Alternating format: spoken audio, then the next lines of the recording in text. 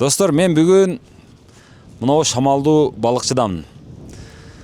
Балыкчыдан бир канча күндөн бери бир ишкер киши арызданып аткан. Биздин мүлкүбүздү улуттук коопсуздук кызматы коркутуп, үркүтүп атып тартып алып койду. Бул кандай болот деп бир нече убакыттан бери жазып аткан. Анан азыр бүгүн ошого колум тийип келгендегим. Көрсө мындай экен. Балыкчы шаарында 60 миңге жетпеген эл жашайт экен. 58 миңдей. Анан 300 миңге быйылкы планы 300 миллиондук бир бюджет бар экен. Анан балыкчы илгери карай турган болсок, илгери ушул узловой деп көп жанагы ишканалар, мекемелер ушул жака көп курулган экен. Автобазанын өзүнөн эле пассажирский, анан кийин дагы бир нерсенин деп атып 8 автобаза бар экен. 8 автобазадан 7 иштебейт экен азыр. Анан сельхозхимия деген бар экен. Ал иштебейт экен. Хлеб завод, нан завод, ал иштебейт экен. Сок чыгаруучу завод бар экен, ал иштебейт экен. Un чыгаруучу завод бар экен, ал иштебейт экен. Дагы ушул жерде эми санап өтсөңүз, ошол мурдагы Союздун малында иштеген мекемелердин бир 10% иштесе иштейт экен, иштебесе жок экен. Эми ошонун ичинен азыр кечээ улуттук коопсуздук кызматы тарабынан жанагы кустурабыз, жеп алыптыр, ичип алыптыр деп атпады беле? Анан кустуруп атышканда. Ошол кустурганда кимдерди кустурган экен десе, көрсө жалаң бая иштеп аткандарды кустурган экен. Эптей албай ошол жерди бөлүп сатып жүргендер куспаптыр.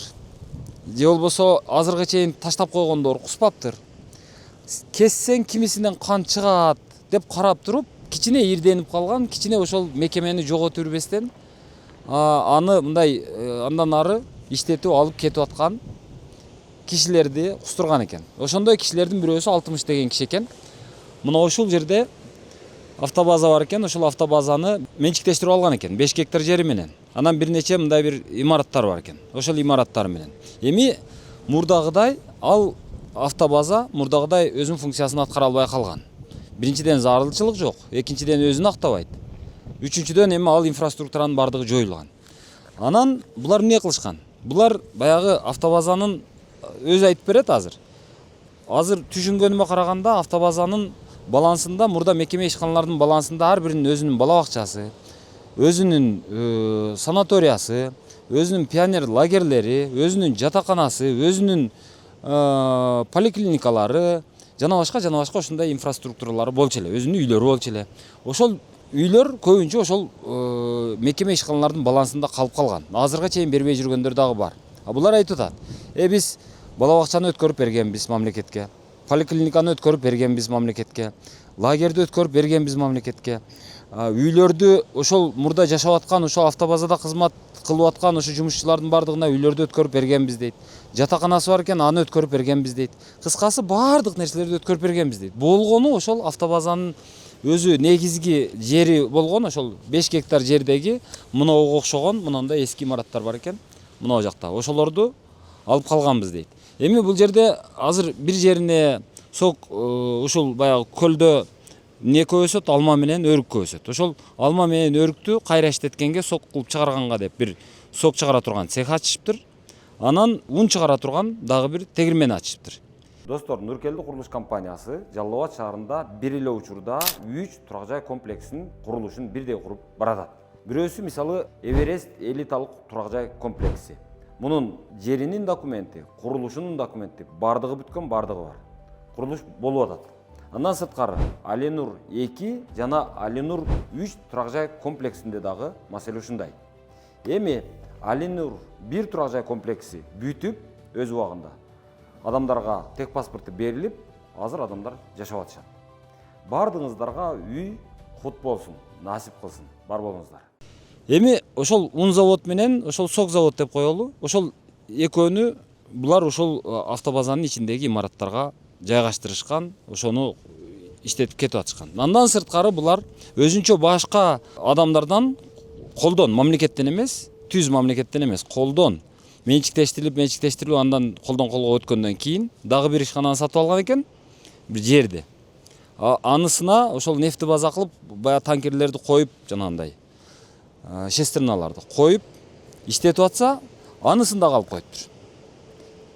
Анан бул биз мамлекеттен сатып албасак аны биз жөн эле жерди сатып алсак, а жерге баягы танкерлерди биз койсок, орнотсок, анан муну кантип сатып алып силер тартып алып коесуңар деп анысы. Андан наракта дагы бир жерде эми ишкер кишиге айла жок экен. Дагы бир жерге бир 8 гектар жерге бир бак эгип, анан жанына тоок багып, жумуртка өндүрө турган дагы бир цех ачыптыр. Анысын да тартып алып коюптур. Анда биз не кылабыз анда? Мен азыр ойлойм да, ушул бизге ишкер керек эмеспи?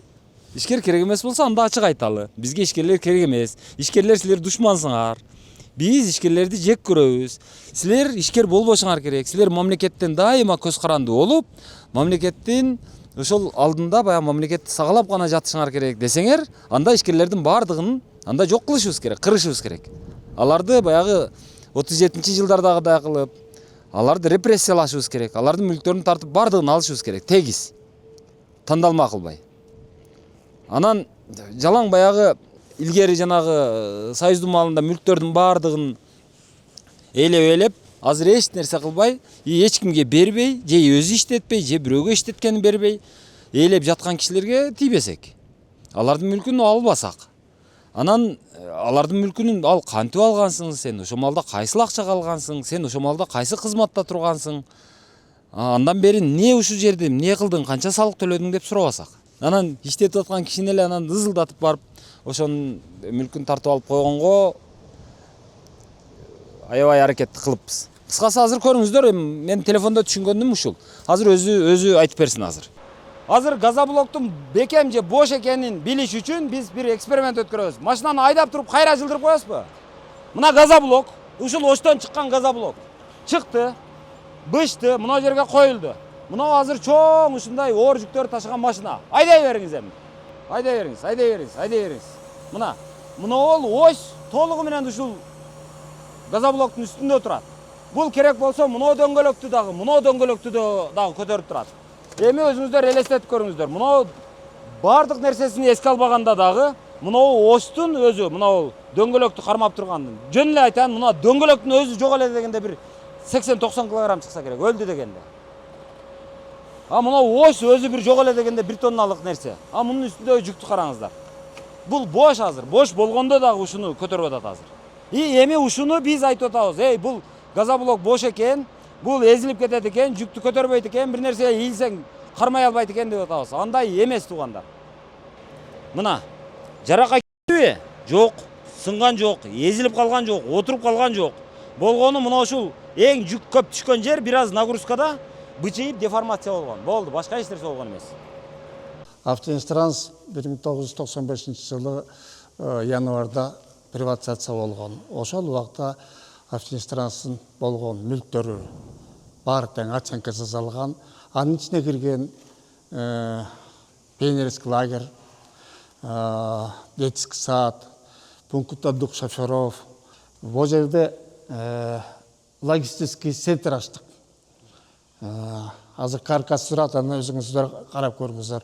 Анан тил жерде элге кызмат кылсын деп станция технический обслуживание койдум. Андан сырткары ундун вопросу кийинки убактарда кымбаттап кетип, анан арзандап кетип эметкенден бул дагы чоң мындай проблема Кыргызстан үчүн деп 70 тонналык турецкий акыркы үлгүдөгүнү $400,000 сатып келип кредит алып койдум. Андан сырткары подсоны бар эле, ал жерге фабрика койдук. Азыр барганда өзүңүздөр көрөсүздөр. Мунун баары ушундай организация этилгенден кийин УКМК уже 24-жылы декабрда эле чакырып, почти мен 1 жылдан ашык ушул жерди бошотуп бергиле, незаконно алгансыңар, төлөгөн эмессиңер, оборотный средства менен сатып алгансыңар, мамлекеттин акчасын мамлекетке кайра эле эме кылып. Жок, андай эмес. Биз 4,250,000 бир тыйына бүт кагаздары азыр күнгө дейин сакталып турат. 30 жыл өтсө дагы.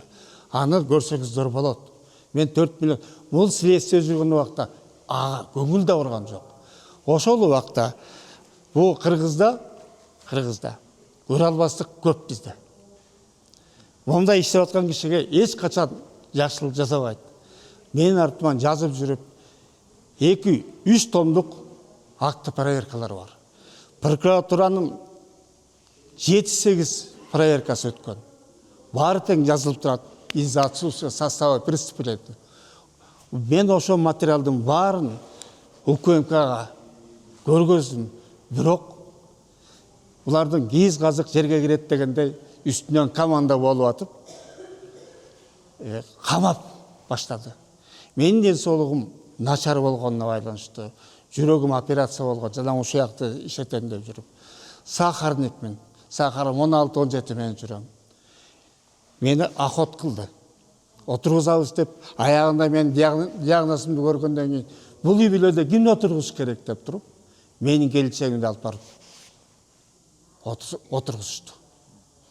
Буну домашний арестке чыгарып коюшту. Оорусуна байланыштуу. Медиктер айтты, мунун эпилепсический диагноз бар экен, биз кармай албайбыз, өлүп калышы мүмкүн деп 14 күн больницада жатты. Колунда кишени менен. 14 күндөн кийин эптеп жүрүп, домашний арест кылдык. 1 жылга срогун мен боякты өткөрүп берип, ошол убакта минаратты өткөрдүрүп алышты. Больницада жаткан убакта. Андан кийин бул кишинин эмесин 14 февралга дери созуп койду. Себеби биз бояктагы эмени чыгарып кете албай атканбыз. Бербесеңиз биз аракет кылдык, чоюп.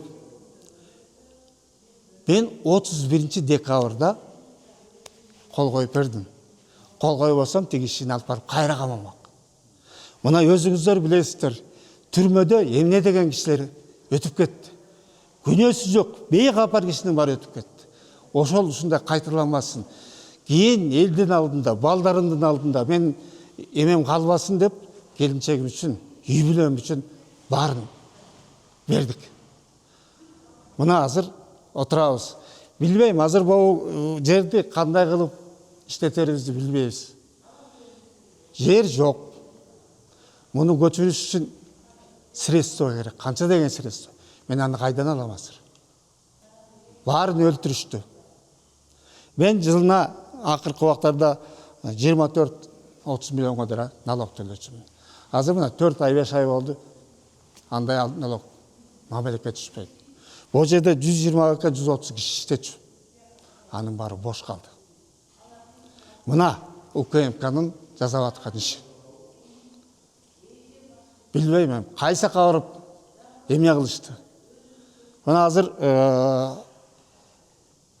кичине жеңилдик пайда болду деп, мына сиздерге шуну бир көргөзүп берсин элдин алдында деп кайрылып чыгып атам.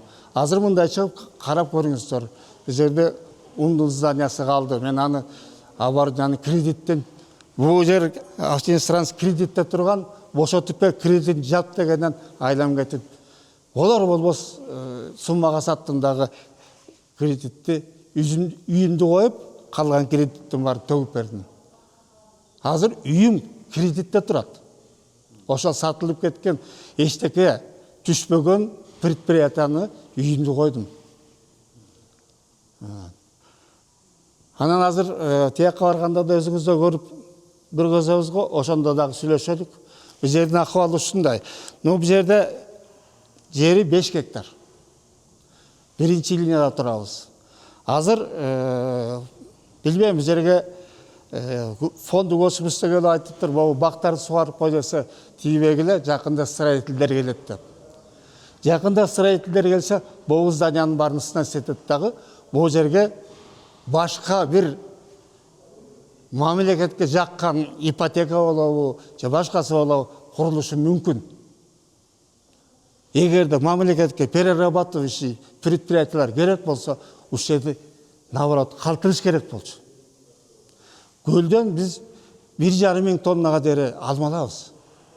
Жетпей калган убакта болду, ошондон алып келдик. Азыр бул жер сиздин жериңиз болсо, анан кантип буларды азыр чыгарып кетти деп атат? Мен түшүнбөй атам ошого.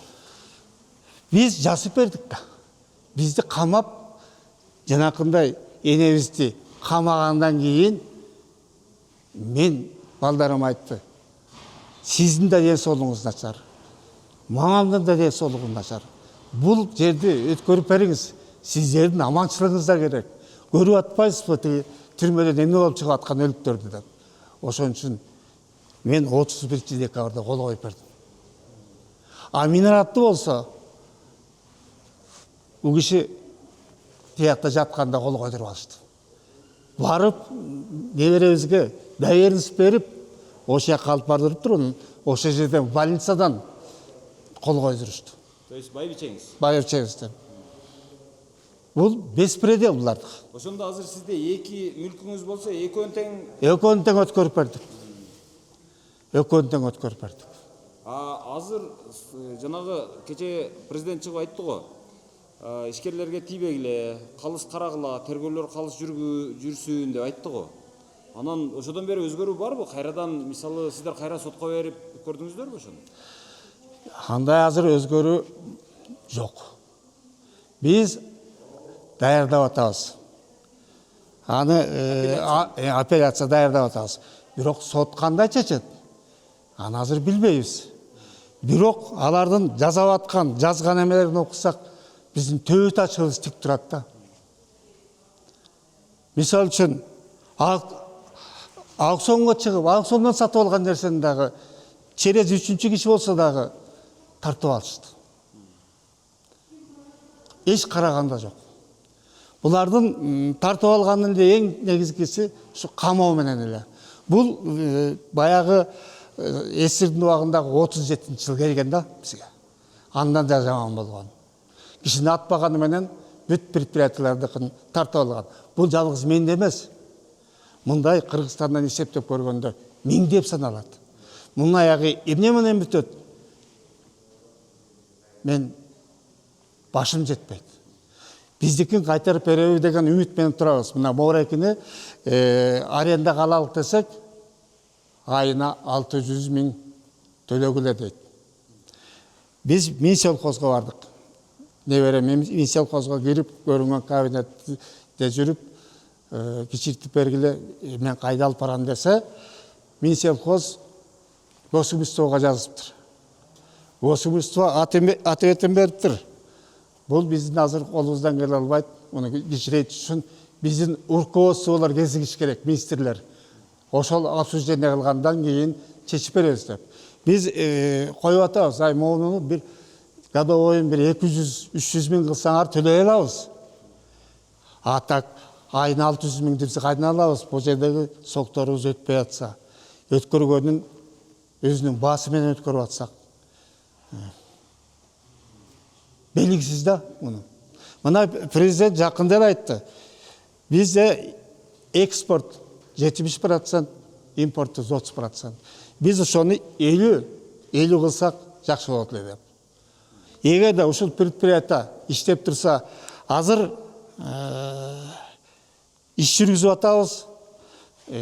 Ушуга деле жүргүзүп да келдик. Монголияга койдук, Казакстанга койдук. Азыр чектер менен иштеп атат. Не берем. Эгер иштеп кетсе, анда бул предприятиянын бага ачылат. А так бул внутренний рынокко жөн эле мындай айтканда арзан баа менен берип атабыз. Аякта самопальный соктор сатылат. Биздики 1 грамм канты жок, 1 грамм суусу жок. Чисто натуральный прямо отжима. Азыр өзүңүздөр көрүп чыкпадыңыздарбы? Азыр где-то bir 80 тоннадай продукция турат, где-то bir 350 тонна даярдаганбыз. Ошондон бери саткандан калган 80 тонна. Аны кантип сатайын деп атасыздар? Аны неберем чуркап жүрөт. Чуркап жүрөт, сезонго деле муну сатып бүтүшүбүз керек. Себеби сезондо Боорек өзүңүздөр көрүп турган бочкалардын баары кайда керек. Мунун ичине өзүңүз көрбөдүңүзбү? Асептический мешок салынат, ошого сок куюлат, ошого пюре куюлат. Эгер пюре менен эсептеп, эгер эме болуп договорлор заключать этсек, быйыл деле бир 350-400 тонна даярдайбыз деген.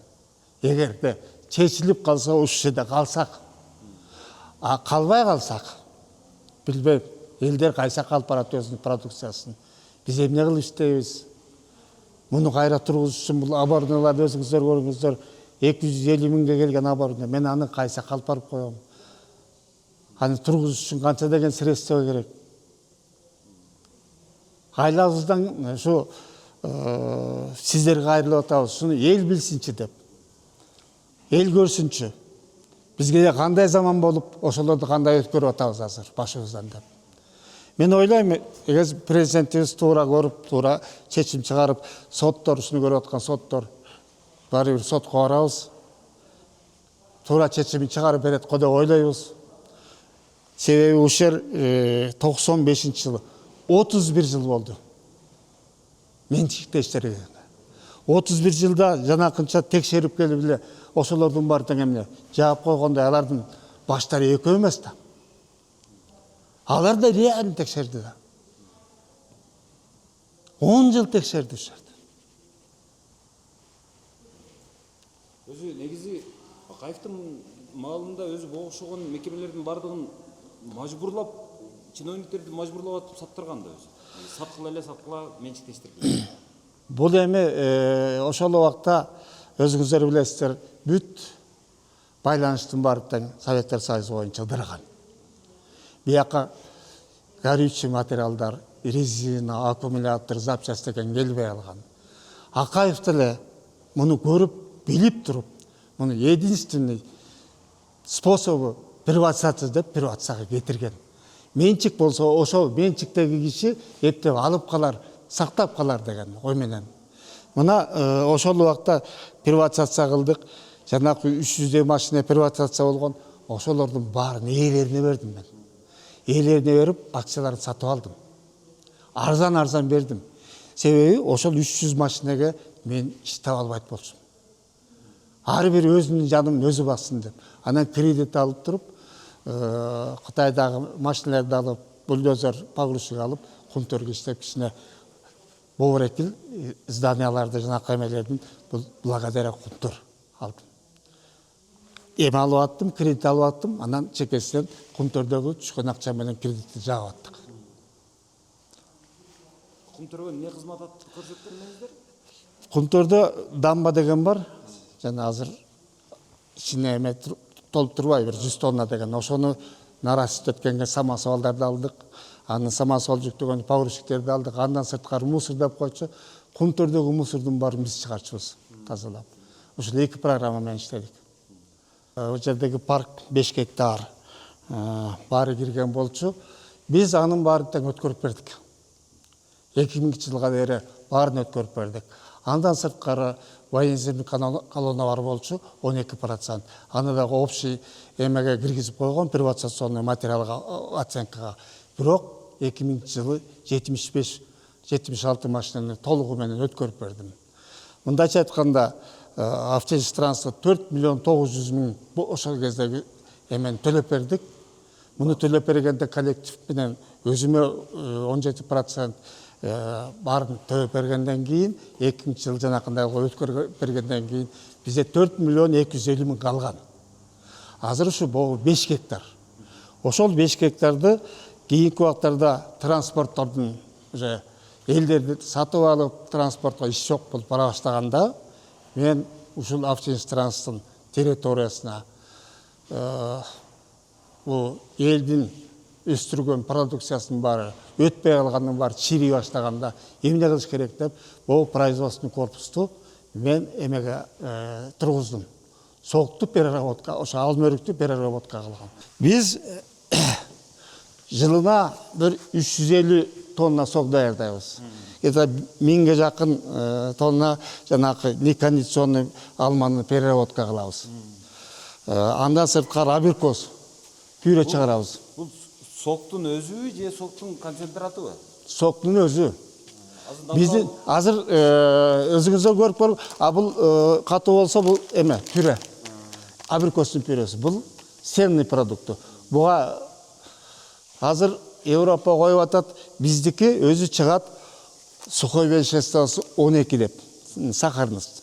Биз сизге азыр көргөзөбүз, ошол эмеге перегон жасап атып 28-30га чыгардык. Европа требует 45 деп. Эгер биз 45 деп турган болсок, бул күйүп кетет дагы жарабай калат. Биз азыр неберем чуркап жүрөт, кредит алсак, Кытайга барып келген. Кытайдын оборотуна салып келебиз дагы. Анда сухой веществосын 45тен жогору чыгарсак болот. Боорекил холодильный установка. Боягы мына бияк холодильник. Бул холодильниктен чыккан продуктлар болар. İçinin баары моорек менен абшыбайт этилген. Азыр мындай эле карап турушат. Жерде пюре сактайбыз ушул жерде. Бул бир эмес, экинчиси да бар буякта. Эки холодильник. Экинчи холодильниктин установкасы тигил. Мына буякта дагы ошо пюре бар. İçinin баары тең жанакы абшыбайт этилген эме менен пленка менен тартып коебуз, эффективный болсун деп. Боякта сезондуу убакта моунун баары толот. Бояктын баары жыйналат. Биякка киргизебиз. Бул биздин чыгарган продукциябыз. Көрүп алыңыздар. Бул сок. Уже даяр реализацияга. Азыр сокту өзүңүз көрүп. Бул 2 вид чыгарабыз да. Бул бутылочный, литровый. Бул оборудование муну сыртындагы эмесин эметип берет. Пленка менен 4төн кылып иштетебиз. Упаковкага. Ар төртөөнү муну таңактап берет экен. Ооба, таңактап. О Гуля ушерди почта технолог ушерди иштетет. Мунун чоң азыр чуркап жүрөт Бишкекте. Бул соктун баары чыгарылып бул айтып турат, баланча тонна жасап бериңиз. Мен бияк боюн сүйлөштүм, жиберелик деп анан жиберебиз. Бул жер тиги продукция чыгат. Бул жерге чыгарып, анан момдай болуп чыгат. Тетигирекинде бул 20 литрликтер. Жана тойго сураганда ушулардан беребиз. Бул арзан баасы. Мунуку, по-моему, Гуля. Gel. Kançadan satып атасыңар муну? 1300 сом. 1300 сом. 20 литр. Чыгат, яблоко, абрикос яблоко. Бул 3 литровый. Мунун сыртына жанакы коробкасын кийгизебиз, штампын коебуз, кайсы күн чыкканын. И тетигинде коробкасы бар. Ушуга салынат.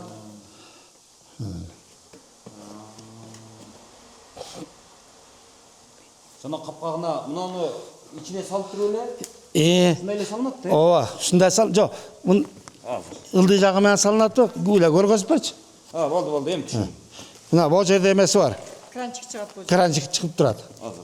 Мына жерде эмеси бар да. Азыр бирин. Түшүп салса болот да.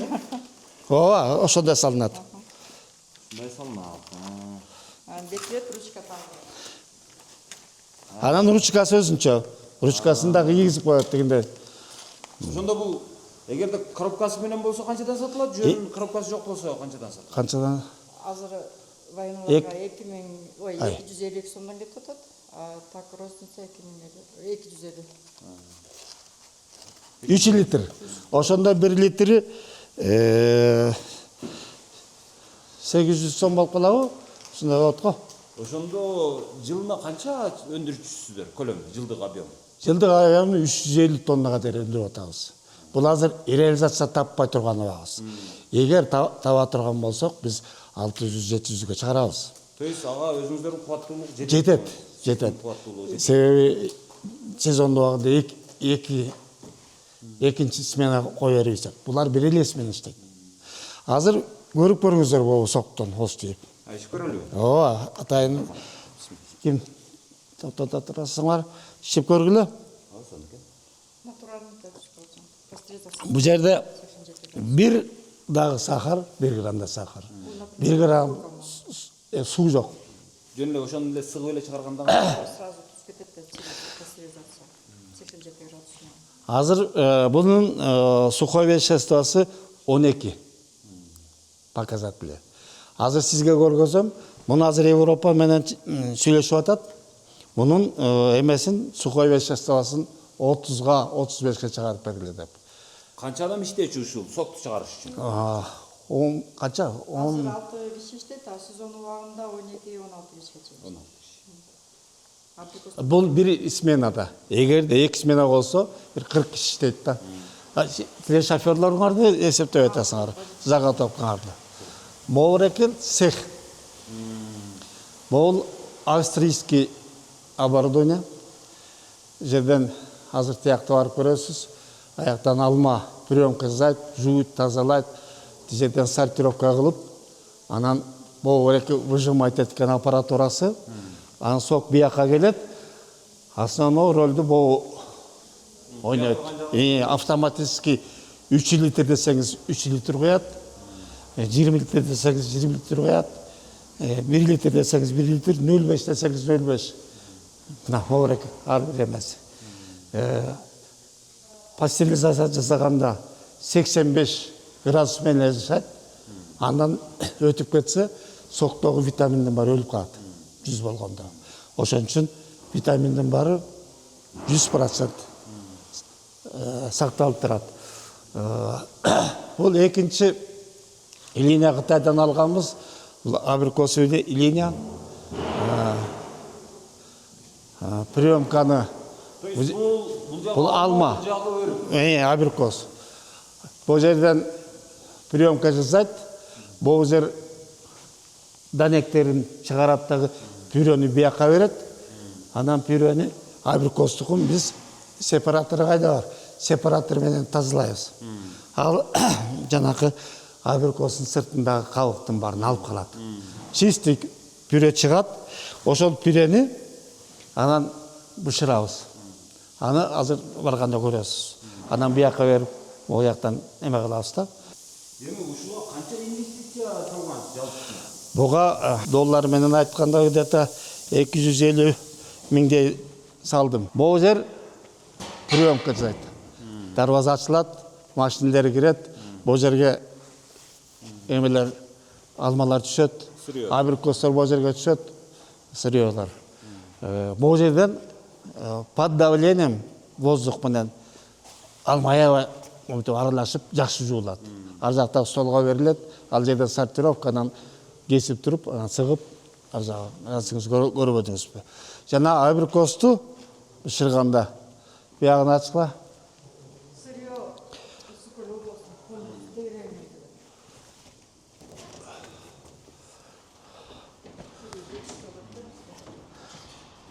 Жана сепаратор деген могу кабыктардын баарын алып двойной алып калат дагы, анан пюрени бул жерге беребиз. Ар бири 1 тоннадан, анан ушу менен бышырабыз. Анан түшүрүп, жанакы ахлат эткенден кийин холодильникке киргизип коюп коебуз. Ушул бүгүнкүгө чейин биз бир тыйын со стороны алган жокпуз. Только өзүбүздүн каражат менен иштеп келатабыз. Эми аз келгенсип, эми муну бир жакка көчүрүп атат. Көрүп атасыңарбы? Эмне деген килеген предприятие. Муну каяка көчүрүш керек? Канализация болуш керек, свет болуш керек, инфраструктура болуш керек, суу болуш керек. Кайсы жерге эми көчүрүп барабыз? Бизге мен түшүнбөй атам азыр. Бийлик өзү көчүрүп алып кетип атабы, же көчүрүп кеткиле деп атабы? Кандай болуп атат? Бийлик көчүрүп кеткиле, алып кеткиле, бизге зданияны бошоткула деп атат. Ушундай маселе турат. Бирок каяка барыш керек, каяка көчүрүш керек. Бул вопрос. Аны менен Мельсельхозго дагы айрылып, областтык губернатор, зам губернатордун баарына руководитель барып атып бүттү. Но тыянак жок, результат жок бүгүнкү күнгө чейин. Бул жерде ошол жана 5 гектардай негизги автобазанын имараты калыптыр, туурабы, менчиктештирүүдөн кийин. Эми ошонун ичинде бирөө баягы кандай десем, ушул жерде азыр бир нече ишкана пайда болуптур, туурабы, өндүрүш. Бирөөсү ушу сок чыгаруучу цех. Дагы бирөөсү Яшкина деп атасызбы? Булар болсо логистический центр болуп, биякта Яшкина арендада турду. Анын склады болуп турду, да? Анын склады болуп турду. Аны да чыгып кеткиледи. Алар чыгып кетти. Мельница салынган. То есть ун чыгаруучу. Un чыгаруучу жери. Последнее поколение турецкий мельницаны алып келгенбиз. Эме деген кредит алганбыз. Ал кредит алыга чейин ал кредит төлөнгөн жок. Предприятияны көчүрүп кеткиле дагы кана алабыз деди да дагы болбой сүйлөшүп атып биз жок дегенде алып чыгып сатабызбы эмне кылабызбы кредитти төгүш керек деп атабыз. Ошентип атып ал эмени оборудованиясын чыгарып кетип сатышка туура келди. Буквально саттыңыздар буну. Эмне кылабыз? Мындай да, Кредитти төлөш керек да. Бұл больницаны алыш үшін мен $400,000 кредит алдым. Оның производительности 7 тонна суткасына. Ага, азыр барат электе ошол. Анан ал азыр жоқ. Эмеси здательность турат. Ояк чыгарып кеткиле. Себеби муну залогко койгом автоинстранство. Залогтон чыгарыла деди. Мен айттым, менде эчтеке жок. Мен единственный эмем муну алып чыгып, сатып, теги кредиттин частичине жетпейт. Жабайын деп уруксат алып туруп, жарым басынан дагы төмен сатып, автоинстранствотун баягы мындайча айтканда эмесинен бошотуп бердим. Залогту бошотуп өткөрүп бердик. Антпесе бизди теги эжеңди камап 3 ай 4 ай отургузмак. Тияктан же бул кишинин өлүгү чыкмак, же болбосо дагы бирдеме болмок. Ошон үчүн өткөрүп берелик деп өткөрүп бердик муну. Ошондо эмнени өткөрүп бердиңиздер? Автоинстранство полностью өткөрүп Азыр бердик. муну жерди мамлекетке өткөрүп бердиңиздерби? Бердик. Андан сырткары 96-жылы Минарат деген предприятияны азыр өзүңүздөр барып көрөсүздөр. Аны аукционго чыгарганда автоинстранство жерде 2-3 колонна көмүр тартчу башка путтан. Ал путту бошотуп бер дегенден ошо путту аукционго катышып сатып алдык. Дагы өзүнчө предприятия кылдык. Бул кишини болсо коррупционер деп туруп 98-жылы ошол жерге иштегени барган. 95-жылдан баштап ушул киши приватизацияны ары бери чуркап жүрүп, көрүнгөнгө барып жүрүп, киргиздирип алып, өзүнө алып алган деген эме аныктама чыгыптыр постановление СМНК. Бул киши 3-чү киши сатып алган. Аны көрөсүздөр. Аны азыр дагы көрөгөзө турган дагы жерлери бар. Аны көрүңүздөр. Мындай жыйынтыктап айталы. Негизи баштап ушул автобазаны менчиктештиргенсиз. Ооба. Анан акционерлердин кетчүсүн кетиргенсиз, жанагы Машиналарды берип, машина жана башкаларды берип. Андан калганы калды. Калгандан кийин бул жерде жана башка мүлктөр бар да, жанагы эмнеси бар, жанагы военизированный Каланан өткөрүп бердим. Аны өткөрүп бердиңиз. 76 машинаны өткөрүп бердим. Өткөрүп бердиңиз. Андан сырткары жанагы бала бакчалар болчу эле илгери ушундай. Ооба. Бизде приватизация болгон убакта детсад типовой, экоэтажный. Андан сырткары пункт отдых шоферов. Бир 200 илгери уш жерге келип, сүйдөн келип, стоянкасы бар болчу. Анан анда сизге көргөзөм. Ал андан сырткары 20 гектар жери менен пионер лагерь. Имени Куйбаева болчу. Андан сырткары 3 этаж здания, общежитие, жатакана. Аны мен Кыгызстага өткөрүп бердим. Эмени 2000-жылы өткөрүп бердим. Лагерди Министерство транспорта алды. Андан кийинки судьбасын мен билбейм, ага эметпегенден кийин. Бала бакчаны 2010-жылы жетпей атат дегенде өзүм чуркап жүрүп, мэр ай бир дагы эчтеке кылган жок. Өзүм барып фондук өсүмдүн документтерин даярдап алып келип стол үстүнө коюп өткөрүп бердим. Мына силердин мүлкүңөр калай иштетилет. Пункт отдых шоферовду 97-жылы Исыкульский биосферада ачылгандан өткөрүшүм керек да. Ошонун жетекчиси Токтосунов деген эң биринчи мэр болгон. Ошол келип, ушундай жакшы нерсе ачып атабыз. Бул Кыргызстан үчүн керек биосфера деген айттым. Ал муну баарын теңдеп. Ал дагы фондук өсүштөн өзлөрү чуркап жүрүп, өзү организовать эткен. Азыр ал жер жакшы кылып оформить этип коюшту. Ошондо азыр мына биз турган жер бул автоинстранство. Автобазанын негизги эмеси, жери дейли. Негизги жери. Ошонун имаратында азыр сиз мынау цех негиздегенсиз. Ошол баягы сок чыгаруучу. Сок чыгарды. Мындан сырткары Азыр. Сок чыгаруучу цехке канча инвестиция кылдыңыз? Бұл жерде арқыны где-то 120 екен, берке где-то 250 мың доллардай бұл жерге кетірдім. Ал акчаны каяктан алдыңыз? Кредит алдым. Кайсы банкта? Мен алған кредиттерім мұрын Промстрой банк деп қойшы, кейін Азия универсал банк болып кетпеді. Дан жоғалып кетіп, кейін азыр жүрет қой, ошондан алдым. Аман банктан алдым кредитті. Емеден алдым, Айыл банктан. Ақырқы уақытта Айыл банктан алдым да, себебі Айыл банк переработка 6%-тен береді. Тегілерден мұны алғанда мен 18-20%-тен алдым. Ошоменен эле келетам. Азыр көрөсүздөр тиякта фабрика бар. Аяқадағы сол Аман банктан алгам. Азыр. Ага жетебиз. Ага чейин мынау жерде иштетип баштаганыңызга канча болду ушул сок чыгаруучу цехте иштетип? Сок чыгаруучу цехте сок чыгаруучусу канча жыл болуп калды? Бир 18 жыл, 8 жыл болду. Актап бүттү, кредитиңиз төлөп бүттүңүз? Жок. Бул кредитти төлөп бүт элек. Мен кредитти эмне менен жаптым дейсизби? Жалаң транспорт несеби менен. Себеби То есть башка кирешет. Бул жер биз учредительбиз да. Ошон үчүн буякты эме менен жаптым. Азыр булар эгерде экспорт чыга турган болсо, өзүн-өзү актайт. Себеби экспортко чыкканда соктун баасы көтөрүлөт.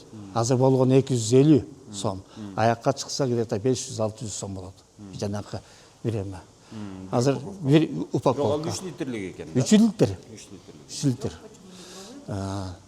Мен түшүнтам, жана 3 литрлиги 250 сом. 50 сом. Бул арзан да. Ошондо 1 литри канча? Бир 70 сомдон туура келди табы? 70 сомдон. Мен ошол 70 сомдон мен эмесин эметип берели.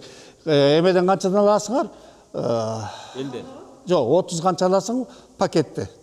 Пакет 37 сом. 37 сом. Андан сырткары сыртындагы коробка канча сом? Коробкасы 42 сом, ручкасы дагы Шыгылып бизде калат мизерный. Себеби өтпөй атат да. Ошондо себестоимость канчага туруп атат? Баягы 3 литрликтики. Же болбосо себестоимость уходит. Мындай да. Бұл продукция почти по себестоимости уходит, потому что бізде арзан, разбавленный, жанагы концентрат соктор жазалат. Анын баасы, конечно, бир топылды. Бұл болса натуральный, без сахара, без воды, чистый натуральный продукт, экопродукт. Экопродукт болгондон кийин бул өзүнүн себестоимость менен кетип атат. Біз просто баягы иштеп, предприятие поддержка болсун деген менен кетирип атабыз. Идет только внутренний рынок. Экспортка чыгара албай атабыз. Чыгарганбыз. Машина полностью груз менен жок болду. Россияга чыгардык, Казакстанга чыгардык. Монголияга, Монголия акчасын төлөп берди, калган жерден акча возврат практически болгон жок. Предприятие должно быть дотационный за счет государства. Дотация жок, кредит алынып атат. Кредитти төлөш өзүлөрүнүн мүмкүнчүлүгү жок. Общий баягы учредитель болуп автовнистранс кредитин жаап атат. Мен да Минараттан жардам берип, постоянно дотация кылып жүрөбүз.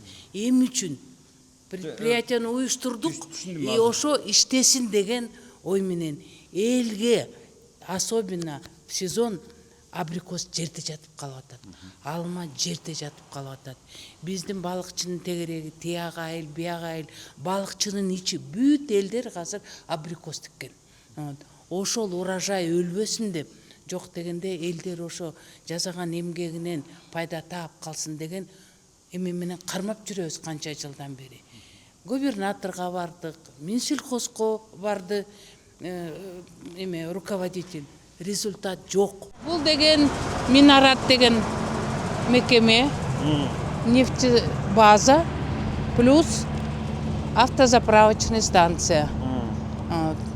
Башында биякта көмүр сакталган жер болчу. Предприятие менчиктешкенде, железнодорожный путтан башка эчтеке жок болчу. Жөн эле жер болчу, кээде баягы кара көмүрдүн орду. Ушу предприятияны уюштуруп 30 жылдан бери мен бүт эмгегим ушул жерде калды. Кичинекей могу жерде биринчи катар бочкалардан баштап 1000 куб өзүн тапкан акчасын утур бияка экономдоп вкладывать этип баш аягы мына 8000 кубка чейин нефтебазаны ушинтип көбөйтүп и плюс заправка салынды. Ушунун баары бир күндүн ичинде эле алынды.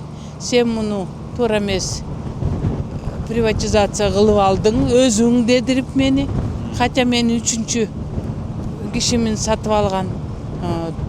Ушунун баары мамлекетке тиешелүү деп бир күндүн ичинде алып алды. Алыш үчүн мени соттоду, алып барып камакка киргизди. Ал жерде приступ болуп дагы больницада жаттым. Под охраной 2 киши мени постоянно охранять этип чыкты. Ошентип жарым ай больницада жатып, андан кийин кайта болбой эле түрмөгө алып барып, түрмөнү мага көргөзүп туруп, анан арест, домашний арест деп чыгарышты. Ушунун аракети ушу якты алыш үчүн. Даяр производство, бензин солярка келет, эл үчүн иштейт. Жок, алып алыш керек болду, ушун үчүн алып алды. Бүттү. Бир күндүн ичинде эле. Бул өзү 30 жыл мурун алдым эле деп атасыз. 30 жыл мурун. 30 жыл мурун бул жерде эчтеке жок. Эмне болчу бул? Көмүр. Бул деген көмүр түшүрө турган база болчу. Могу железнодорожный путь бар. Эптеген забор бар. Вагон ушул жерге чейин келет. Келет, анан көмүр түшүрөт, анан жүктөп берчи, бүттү. Ошол эле. Анан мынау бочкалардын баардыгы, шестерналардын баардыгы? Баары биз сатып келип, ушунун баарын биз коюп, ушуну уюштуруп, эми мамлекетке жакшы эле иштедик. Эмне деген налог төлөдүк. Эмне деген ушул жерде ары бери кеткен грузовой машинелердин баарын атайын көмүр менен иштеген балдар баары менен келип ушул жерде иштеп күнү түнү. Баары ыраазы болчу да, потому что мен только качественный бензин солярка алып келчүмүн, дозасы да туура иши кылып менен көмүрчүлөр баары иштешчү. Эми быйыл баарына ыраазы болду. Эжеси жок, жаман солярка, биз куурадык, эмне эле болуп атасыңар? Алып койду десем, байкуштар баары алаканын жайып, ушундай да болобу деген ойдо калдыр. Кимге карап калды? Азыр бул арендада. Жок, фонд государствого карап. Мамлекетке карап калды. Мамлекет бул арендада иштеп аткан, ошо бойдон арендада булар иштеп атат. Мага төлөгөн аренданы мамлекетке төлөп атат. Мына өткөн жолу трансформатору күйүп кетип эч ким жазаган жок. Пожар болуп. Эми бул аренда алган кишилер айлаш жок. Мо эмени коюп алып, эмне дейт муну аты? Генератор коюп алып, ошентип иштеп атышып. А так коопсуздугу сакташ керек. Аны деген постоянно контролдоп жүргөн пожарниктер болот. Могу жолду карап туруш керек. Жолду ары бери рельсилар жылып кетет. Мунун баарында путеисттер менен, алар менен сүйлөшүп, анын баарын жаңыртып, аны иштетиш керек. Андан тышкары охрана, баксактын баары каралат. Көп жумуш бар да. Коопсуздук өзгөчө бияк. Эми кандай эмне кылып атышат, ким билет. Заправка иштебей турат. Мурда заправкада иштечү эле. Заправка иштечү айтпайм, көмүрчүлөр менен иштеп поставка кылып, анан көмүрчүлөрдүн баарын ушул жерден заправка кылчубуз. Мен кошумча кылып койсом болобу? Бул жер өзү башталганда бул эле путь бар болчу. Аны площадка, башка эчтеке жок. Калганын баардын хозпособ менен куруп чыктык. Куруп чыккандан кийин бул киши больницага жатканда ошол жерде больницага алып барып туруп биз үй бүлө менен чечим чыгардык. Энеңерди чыгарбасак бул дагы оорлуу болсо деп кол коюп берди. Кол коюп бергенден кийин булар аябай акылдуу экен, тартып алган кишилер. УКМК. Муну 14 декабрга дейин суроо бар болчу. Сот аркылуу 14 февралга дери продлить этип коюшту. Эмне үчүн продлить этти? Эгерде мен автоинструктажды өткөрүп бербесем, бул кишини кайра алып барып камап коет. Ошон үчүн продлить этип койду да. Мына ошентип эки предприятияны тартып алышты. Менин эң жаман өзүмдүн сезгеним, силерге дагы жакшы түшүндүрүп бере албай атам. 50 жылдык эмгегим, жаш кезимден келген эмгегимдин баарын, монун баарын жасадым. Жанагы предприятияларды курдук. Ушунун баарына ден соолугум кетти. Жүрөктөн операция болдум, диабетик болдум, гипертоникпин. Мени камай албай, ошондон коркуп бул кишини камады да. Мен ушуларды эл үчүн деп курдум да. Мен артында из калсын, элге иштесин деп курдум да. Эми менин угушум боюнча муну Кумтөргө деп азыр шырма кылып атат. Кумтөр азыр өзүнө 28, азырда 8.000 куруп атат. Мен сүйлөштүм вице-президент менен. Бул жылы алабыз 8.000 бүткөндө биздин объем 28.000 куб болот. Бияк база кереги жок. Муну алып туруп сатышат. Биздин колубуздагы ак эмгегибизди жулуп алып, ушу рейдерский захват болуп атат азыр. Буга эми президентибиздин көз карашы түзүк. Мен ойлойм, бул акыйкаттык менен чечилет деп. Мына бул биз турган жер автоинструктаждын подсобный хозяйствосу 8 гектар. Бул жерге 1350 түп абрикос бар, ылдый жагына где-то 400-500 шабдалы менен коконгресс отургузганбыз. Ылдый жакта 100 башка ылайыкталган оборудованный кашарыбыз бар. Анын жанында ошол иштеген кишилерге деп 2 стандартный үй курганбыз. Бул жер сиз көрүп турган жерлер 3 цех.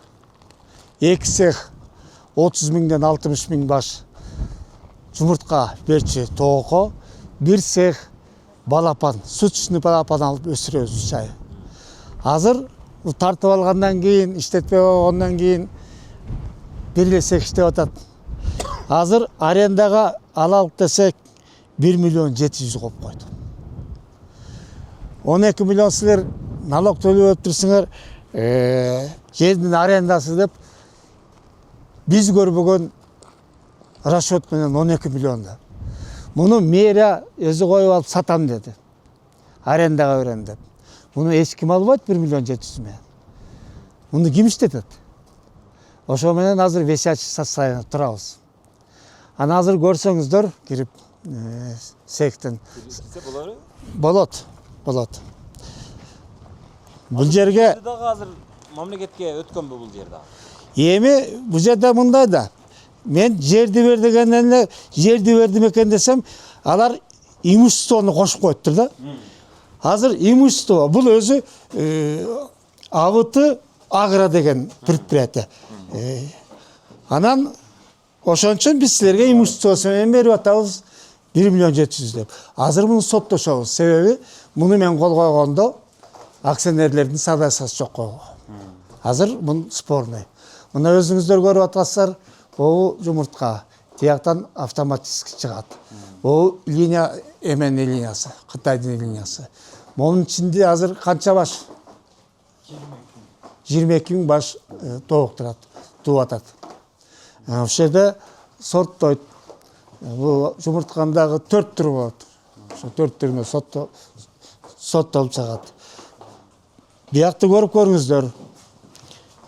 Современный салынган цехта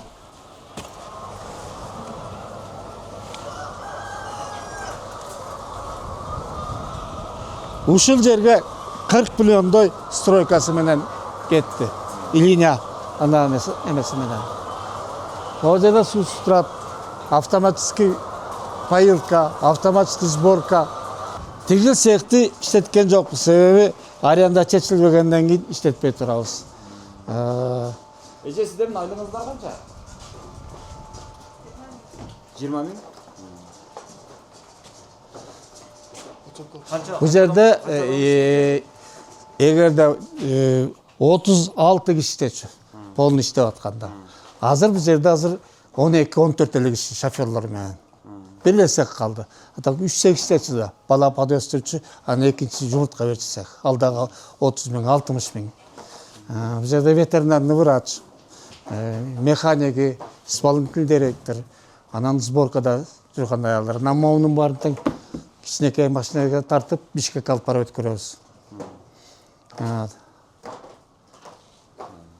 Көлдүн өзүндө деле калса керек дейли. Көлдүн өзүндө баягы алып сатарлар тияктан биз алып барганда эле кайра алып келип сатышат, үстүнө акча кошуп. Биздиге келип алып кеткен бир 2-3 аларга эм үчүн бербейбиз. Алар своя беремен акча бербейт. Бизге акчаны убактысына алып кайра эле жем алабыз, жүгөр алабыз, витамин алабыз, суу май алабыз, дарыларын алабыз. Антпесе буякты кармаш кыйын. Анан азыр жанакындай ойлойт да, ушул жерден укмуш эле байып, ушу менен эметип атат, жанакында акчаны коюп алып, 12 миллион төгүп бергиле, андан кийин арендага беребиз. Аренда карганча 1 миллион 700 дейт. Муну күнтүлөй алып. Момундай жумурткага мамлекет дотация кылып, буудайды нендесин төлөбөйбүз, энди төлөбөйбүз да. Мына ошол чоң жардам биз үчүн. А калганын баарына энди эмесин төлөп беребиз. Бир күндө канча тукум жумуртка өндүрүлөт ошондо? Марат канча өндүрүлөт бир күн, Мухтар? Суткасына? 20.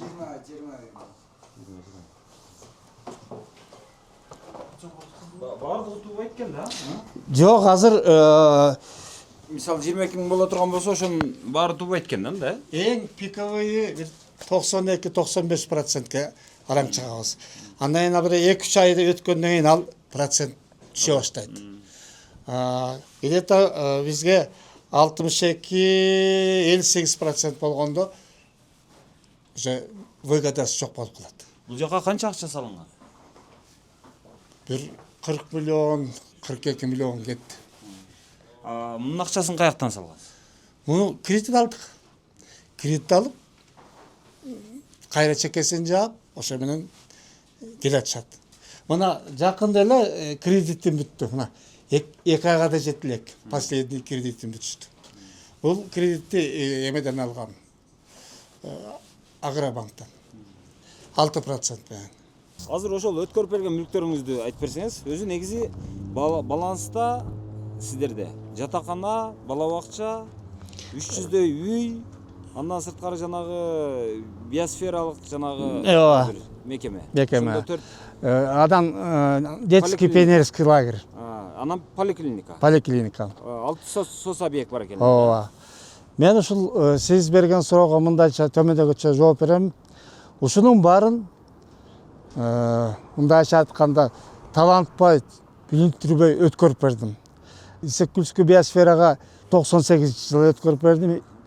Андан кийин детский садты элдин баарынан жолкулдатып алып атканга чейин эле мен 2013-жылы өзүм чуркап жүрүп мэрияга өткөрүп бердим.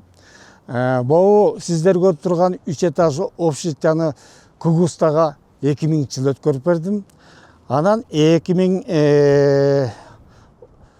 жылы Каройдогу 20 гектар жери менен пионерский лагерьде өткөрүп бердим. Анан азыр бул жерде поликлиника бар. Аны көрөсүздөр, кандай состояниеда турганын. Аны өткөрүп бердим. Ошол менде болгон мүлктүн баарын мамлекетке өткөрүп бердим. Бир гана автоинстранс калган.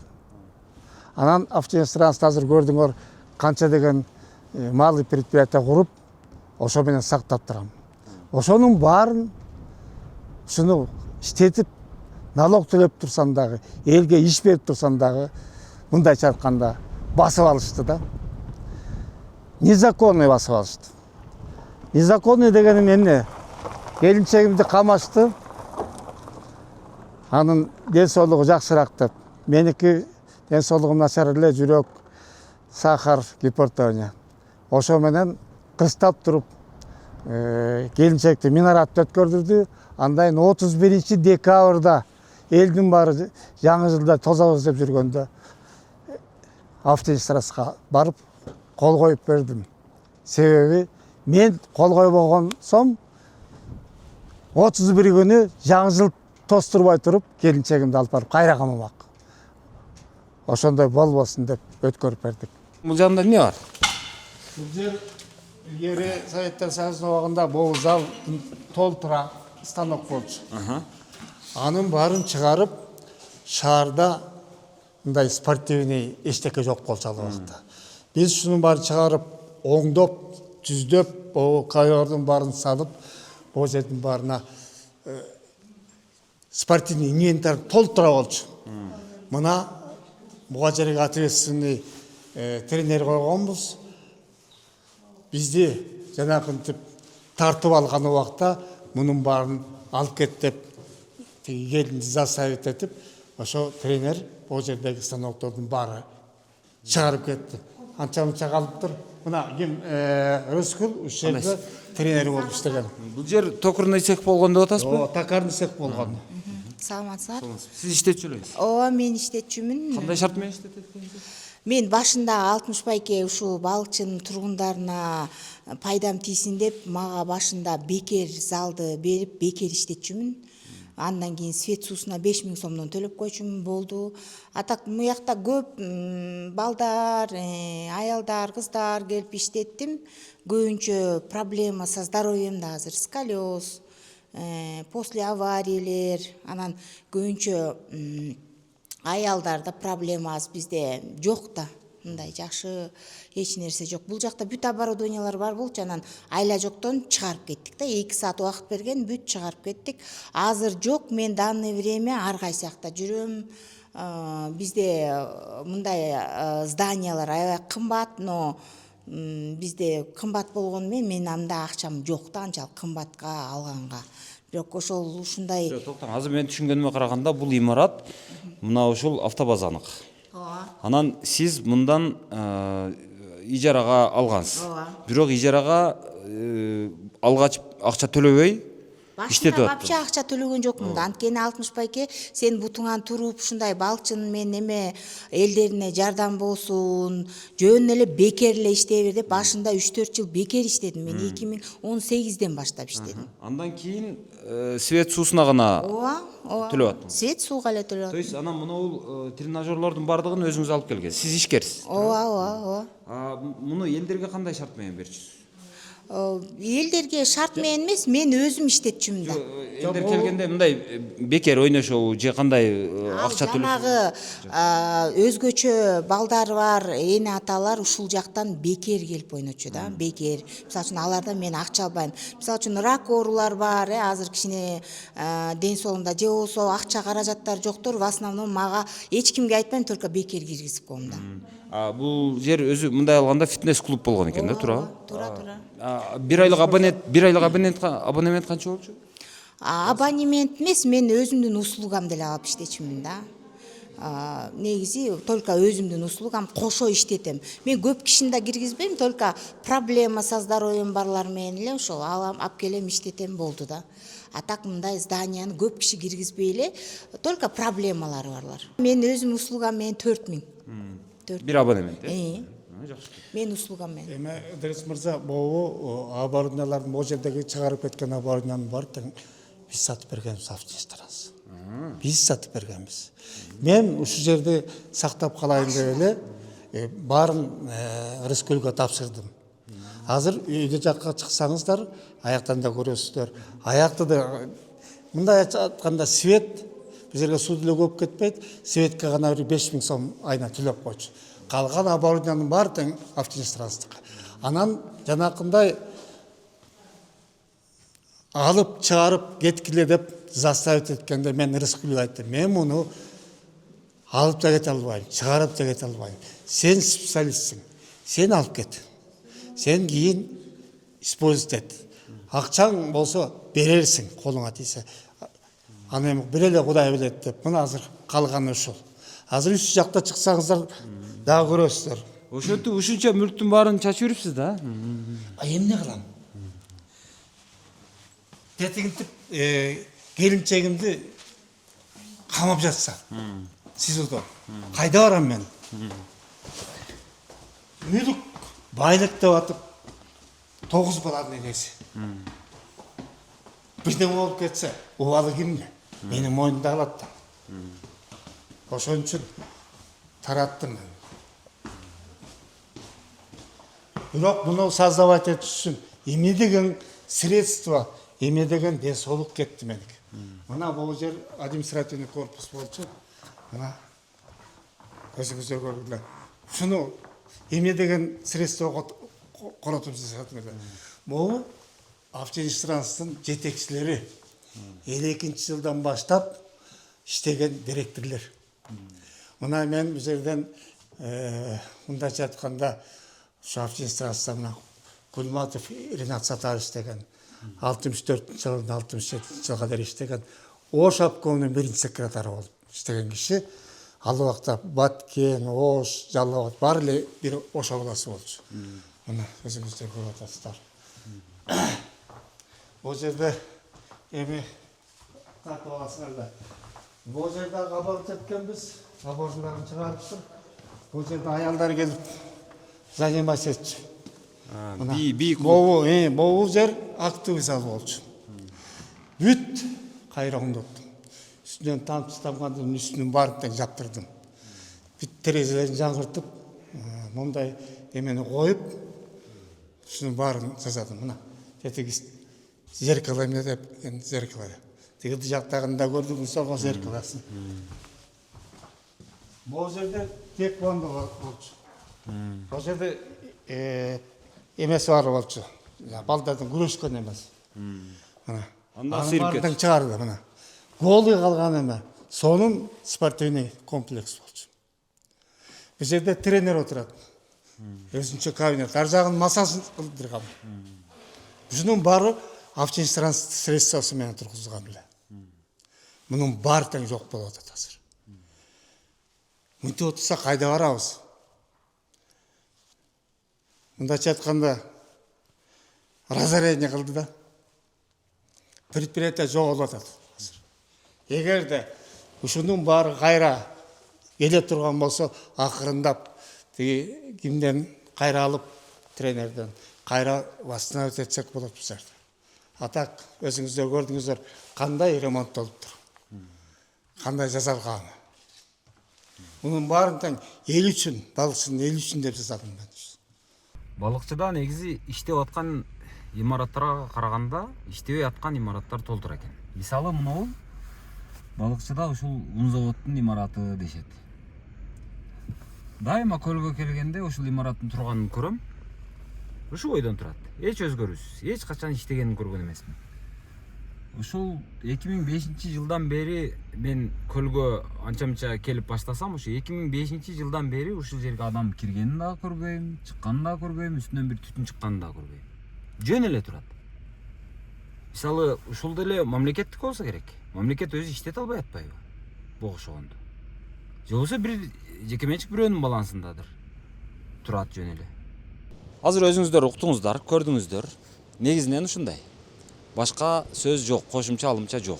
Болгон бир эле нерсе бар. Мына улуттук коопсуздук кызматы ушул нерселерди, ошонун кызматкерлери туура эмес, жанагы камаган экен адамдарды дедик. Бирок азыр адамдарды чыгарып атканыбызды мен укпай атам. Туура эмес тергеген экен дедик, ошо тергөөлөр кайра жүргүзүлүп атканын мен укпай атам. Туура эмес улукташтырылыптыр, мүлктөрү туура эмес алыныптыр мамлекетке деген дагы сөздөр болду. Бирок ошолордун баардыгын тууралайбыз деген сөздөр болду. Бирок ал нерсени мен көрө элекмин. Азыр президент чыгып айтты, ишкерлерге тийбегиле деди. А бирок ишкерлерге тийбегиле деген менен ушул нерселерди туура эмес болуптур, ушун кайра карап чыгалы деген демилге болобу болбойбу мен билбейм. Муну азыр мамлекетке өткөрүп койгондо эмне пайда табабыз? Ушуга конкреттүү бир эч кимден жооп билбейм. Мисалы өткөрдүң, анан эмне болду? А өткөрөм десең, мына жакта иштебей аткан азыр жөн эле таштандуу болуп, кароосуз жаткан канча имарат жатат. Мисалы ошолорду өткөрүп, ошолорду түптөй берсе болобу мамлекет? Болот. А эмне үчүн мамлекет келип туруп эң иштеп аткан, мындай кулап калбаган, тескерисинче бир 100-200 адамды иштетип аткан, бир 30-40 миллион салыкты төлөп аткан ишкананы эмне үчүн келип туруп шарт алып алат мындай алганда? Эми ал баары бир баягы Акаевдин маалында ушуну алгыла, өзүңөр иштеткиле, өзүңөрдү өзүңөр баккыла, өзүңөрдү өзүңөр баксаңар эле ошондо силер жакшы адам болосуңар деген эле го. Акциялар берилген, купондор берилген, аукциондор өткөн. Анан ошонун негизинде менчиктештирүү болгон да. Анан азыр ошол менчиктештирүү малында төрөлгөн малдар ашып кетсе азыр бир 30-35ке чыкты. Бирок ошол балдар деле азыр көп түшүнө бербейт да. Ошол өзү туулы элек маалдагы ишти азыр өзү туулы элек маалдагы абалга кантип кирип, ошол маалды кантип түшүнүп, анан кантип тергейт, мен түшүнбөйм ушуну. Макул алгандан кийин эмне болот? Ушудан бир жакшы болуп өнүгүп кетебизби? Ага кандай кепилдик бар? Кимде кепилдик бар ошол? Байларыбыздын баарын кырып алгандан кийин анда каяка барабыз? Байлардын баардыгын жок кылсак, байларыбызды ушинтип душман көрө берсек, анда каяка барабыз? Кичине мындай бир ишти уюштура билген, кичине бир мындай бир нерсени көрүп, жөн жатпай мисалы, мынаны мындай кылайын деген адамдардын баардыгын, ушундай демилгеси барлардын баардыгын, идеясы барлардын баардыгын кыра берсек, алардын баардыгын ушул чаба берсек, анда каяка барабыз акыры? Ким бийликке келсе, ошол бийликке келгендер гана байып, жанагы Эдуга окшогондор эле байый бериш керек банда. Эду эмне кылып байыды? Мисалы, эмне үчүн биз ошолорго баа бербейбиз мисалы? Алар бир өндүрүш кылдыбы? Баягы илгери Текебаев айтты эле. Шаки арак сатып байыды, Чыныбай ун сатып байыды, Бабанов банк ачып байыды, Атамбаев эмне сатып байыды деген сыяктуу азыркы мындай чындап эле мындай азыркы байлардын, азыркы мындай саясатчы байлардын дейли, чиновник байлардын, алар эмне кылып байып атат мисалы? Булардыкыга макул, түшүнүктүү экен. Мына жерде ошол 35 жыл мурун кулап калганда менчиктештирип алган экен. Макул, анан жанагы социалдык объектилер бар экен арасында, алардын баардыгын чыгарып бериптир. Өзү ушул жер калыптыр.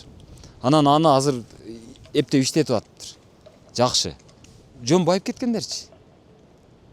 Биз билбейбиз алар эмне кылып атканын, биз билбейбиз. Мисалы, буларды билебиз, кредит алып атат, сок чыгара турган бир цех куруп атат, ун чыгара турган цех куруп атат, нефтебаза ачып атат, анан тоок багып атат, жумуртка чыгарып атат, аны сатып атат, кредит жаап атат, кредитин төлөп атат, кайра кредит алып атат, биз билебиз аны. И ушуларды баягы союп отуруп каяка барабыз акыры? Ушул эле суроо. Барабыңыздар.